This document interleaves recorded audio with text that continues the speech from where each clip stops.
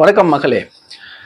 தமிழக வெற்றி கழகத்தை தொடங்கினதுக்கு அப்புறம் விஜய் அண்ணா அவர்கள் சினிமா துறையில நடிப்பாரா நடிக்க மாட்டாரா அப்படின்ற ஒரு டாக் பெருசா போகலை. ஏன்னா மாநாட்டிலேயே என்னுடைய கெரியருடைய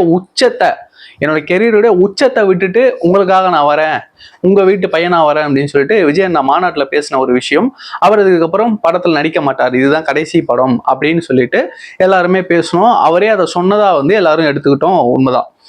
அவர் இதற்கு அப்புறம் படத்துல நடிப்பாரா நடிக்க மாட்டாரா அப்படின்ற சர்ச்சை இப்ப சமீபத்துல கடைசி படத்துல அவரோட நடிச்ச ஒரு நடிகை நினைக்கிறேன், கேரளால அவங்க ஒரு மேடையில இருக்கும்போது அந்த ஆங்கர் ஒரு விஷயம் கேட்கிறாரு. அதற்கு அவங்க வேற மாதிரி சிரிச்சுக்கிட்டே ஒரு பதில் சொல்றாங்க. என்னன்னா 2026 எலெக்ஷனை பார்த்துட்டு அதுக்கப்புறம் நடிக்கலாமா வேணாமா பார்க்கலாம் அப்படின்னு சொன்னதா அவங்க கன்வே பண்றாங்க. அப்படி எக்ஸாக்டா சொல்லல, அந்த மாதிரியான ஒரு விஷயம் கன்வே ஆகுது. அதுதான் இங்க ஒரு டாக்கா போயிட்டு இருக்கு ஒரு 2-3 டேஸா.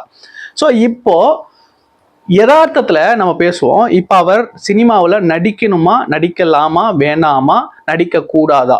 நான் 4 விஷயம் சொன்னேன். ஒண்ணு, ஏன் அப்படின்னா இந்த சினிமா அப்படின்றது ஒரு மிகப்பெரிய டூல். அது ஃபேஸ் வேல்யூவை இன்க்ரீஸ் பண்ணக்கூடிய ஒரு டூல் தான்.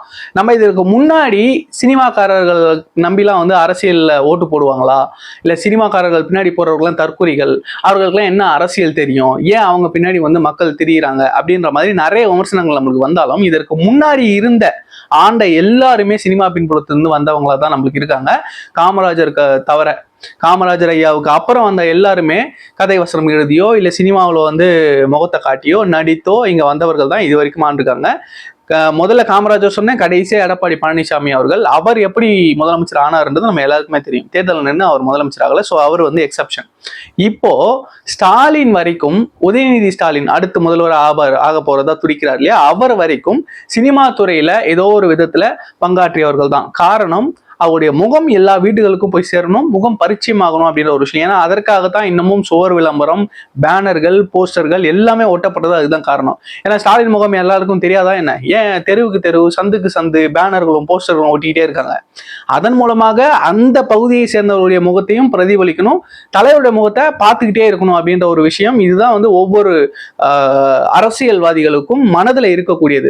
இந்த போஸ்டர், பேனர் இந்த மாதிரியான விஷயங்களை தாண்டி இந்த சினிமா அப்படின்றது ஒரு மிகப்பெரிய டூல். இது ஒரு மிகப்பெரிய மீடியா. இதை சரியா பயன்படுத்தின இதற்கு முந்தைய நடிகர்கள் யாருன்னு பாத்தீங்கன்னா எம்ஜிஆர் அவர்களை சொல்லலாம். எப்போ பார்த்தாலும் விஜய் நான் அவரை தூக்கிட்டு போய் எம்ஜிஆரோட ஒப்பிடுறது அப்படின்றது இல்லை. நடிகர் அப்படின்றதுனால அந்த ஒரு ஒப்பீடு வருது. அதனால இவர் எம்ஜிஆர் அளவுக்கு, எம்ஜிஆரை விட அப்படின்லாம் நான் இந்த சேனலில் சொல்ல விரும்பல. அதற்கு தனி ஸ்ட்ராட்டஜி இருக்கு. ஸோ அரசியல் பாயிண்ட் ஆஃப் வியூல எம்ஜிஆர் அவர்கள் 71 76 77 பொது தேர்தல் வரைக்குமே கிட்டத்தட்ட 20 30 படங்கள் நடிச்சிருக்காரு. அதாவது அவரு திமுகவிலிருந்து வெளியேறி அண்ணா திராவிட முன்னேற்ற கழகத்தின் தலைவராகி அந்த கட்சியினுடைய செயல்பாடுகள் எதிர்கட்சி தலைவராக உட்கார்ற அளவுக்கு, அதாவது இடைத்தேர்தல்களில் தொடர்ந்து ஜெயிக்கிறாங்க. சட்டமன்ற தேர்தல், அடுத்த சட்டமன்ற தேர்தலை சந்திக்கிறதுக்குள்ளாரவே அதிமுகவுக்கு சட்டமன்றத்துல கிட்டத்தட்ட 15 எம்எல்ஏக்கள் இருக்காங்க, சட்டமன்ற உறுப்பினர்கள் இருக்காங்க. பொது தேர்தலையே சந்திக்காத 15 எம்எல்ஏக்களோட எதிர்கட்சி அளவுக்கு ஆதிக்கம் செலுத்திய ஒரு ஆளுமை தான் எம்ஜிஆர். அந்த ஒரு 72 76க்குள்ள நடுவில் எமர்ஜென்சி பீரியட் வருது, அதுக்கப்புறம் கூட்டணி கணக்குகள் மாறுது, இது எல்லாமே இருந்தாலும் கிட்டத்தட்ட 72 77க்குள்ள 22 படங்கள் நடிச்சிருக்காரு. இந்த 22 படங்களுமே அவருடைய அரசியல் கருத்துக்களை சொல்றது, நல்ல கருத்துக்களை மக்கள்கிட்ட விதைக்கிறது. லிட்டரலி சொல்லணும் அப்படின்னா அது ஒரு விளம்பரம் தான் வச்சுக்கங்களேன். நான் இருக்கேன், நான் தான் உங்களை காப்பாற்ற போறேன், நான் தான் உங்களுடைய தலைவன், நான் தான் அடுத்த முதல்வர் அப்படின்றத நல்ல விஷயங்கள் பண்ற மாதிரி படங்கள்ல காட்டி அதை மக்கள் மனதில் புகுத்தக்கூடிய ஒரு விஷயம். இதை சரியா பயன்படுத்தினார். அதற்கு பிறகு கேப்டன் விஜயகாந்த் அவர்கள். கேப்டன் விஜயகாந்த் அவர்கள் கட்சி ஆரம்பிச்சு இந்த தேர்தல் அரசியல் எல்லாம் வந்ததுக்கு அப்புறம் ரமணா மாதிரி ஒரு படமோ, இல்லைன்னா வாஞ்சிநாதன், வல்லரசு, நல்லா ஓடின படங்கள், அந்த மாதிரியான படங்கள் அதற்கு அப்புறம் அமைஞ்சிருந்தது அப்படின்னா அவருக்கு இன்னுமே ஒரு மிகப்பெரிய ஒரு பூமி கொடுத்துருக்கும். ஆனா அவருக்கு அமைஞ்சது எல்லாமே ஓட முடியாத, சரியா ஓடாத படங்களா அமைஞ்சதுனால, ஏன்னா அவர் படங்கள்ல அவர் சின்னத்தையும் அவருடைய கட்சி கொடியுமே பகிரங்கமா அவர் காட்டியே நிறைய சீன்ஸ்ல நடிச்சிருப்பாரு, நிறைய பஞ்ச் டைலாக்ஸ் எல்லாம் பேசியிருப்பாரு. ஸோ இது எல்லாமே ஓரளவுக்கு அவருக்கு கை கொடுத்தது. முக்கியமா ஓடாத படங்களால அவருக்கு அது கை கொடுக்காம போயிடுச்சு. ஸோ இது ஒரு டிராபேக். இதை தாண்டி இப்போ விஜய் அண்ணா அவர்களுக்கு மார்க்கெட்டோடைய உச்சத்துல இருக்காரு. இன்னும் 10 படங்கள் அவர் பண்றதுக்கு அவருடைய பீக்லேயே தான் இருப்பாரு.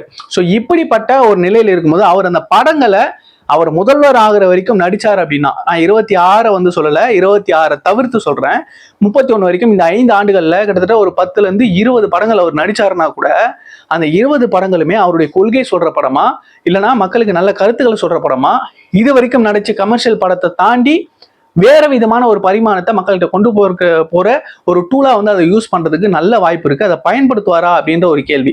இதற்கு முடிவு அவர் தான் சொல்லணும். இப்ப அவர் நடிக்கலாமா வேணாமான்னு என்ன கேட்டீங்க அப்படின்னா, அரசியலுக்கு அந்த படம் அப்படின்றது, சினிமா அப்படின்றது ஒரு நல்ல ஒரு டூல். நல்ல கருத்துக்களை, கொள்கைகளை கொண்டு போய் சேர்க்கறதுக்கு நல்ல ஒரு டூல். இதை எம்ஜிஆர் பயன்படுத்தி அவர் வெற்றி அடைஞ்சாரு. அதை இவர் பயன்படுத்தினார் அப்படின்னா 31 வரைக்கும் இவருக்கான அந்த ஒரு அரசியல் ஸ்பேஸ் வந்து கண்டிப்பா இருக்கும் அப்படின்றது தான் என்னுடைய கருத்து. ஸோ இதுல அவர் சொல்வாரு, இதுக்கப்புறம் நான் எங்க குடும்பத்துல இருந்து அரசியலுக்கே வரமாட்டாங்க யாரும் அப்படின்னு சொல்லிட்டு, இன்னைக்கு முதல்வராக இருக்கிறவருடைய குடும்பத்துல எவ்வளவு பேர் அரசியல் இருக்காங்கன்றது தெரியும். துணை முதல்வராகி அடுத்த முதல்வர் வரைக்கும் போயிட்டாங்க. அடுத்து 4ஆம் தலைமுறையை கொண்டு வர்ற அளவுக்கு வந்துட்டாங்க. ஸோ ஒரு இடத்துல சொல்லிட்டு அதை மாற்றி செய்யக்கூடிய வேலைகள் இங்க இவர் மட்டும் தான் செய்யற மாதிரி இதை பேசுவாங்க.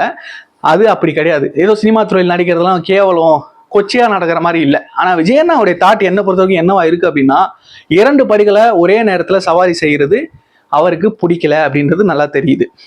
ப்ரொஃபஷனல் நான் சினிமாவை எடுத்தேன், சினிமாவில் நான் வந்து முழு கவனம் செலுத்தினேன். இப்போ நான் பாலிடிக்ஸை ஒரு சர்வீஸாக எடுத்திருக்கேன், அதை நான் முழு நேரமாக செய்வேன் அப்படின்ற ஒரு தாட்டில் அவர் இருக்கிறதா தான் எனக்கு தெரியுது.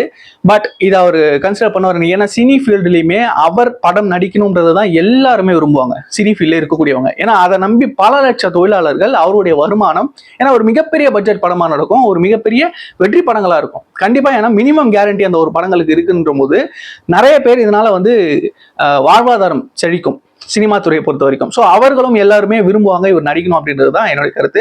இந்த பதிவை பற்றின உங்களுடைய கருத்துக்கள் என்ன அப்படின்றத நீங்க கமெண்ட்ல சொல்லுங்க. நன்றி. நான் வேலூரன் கேஆர்.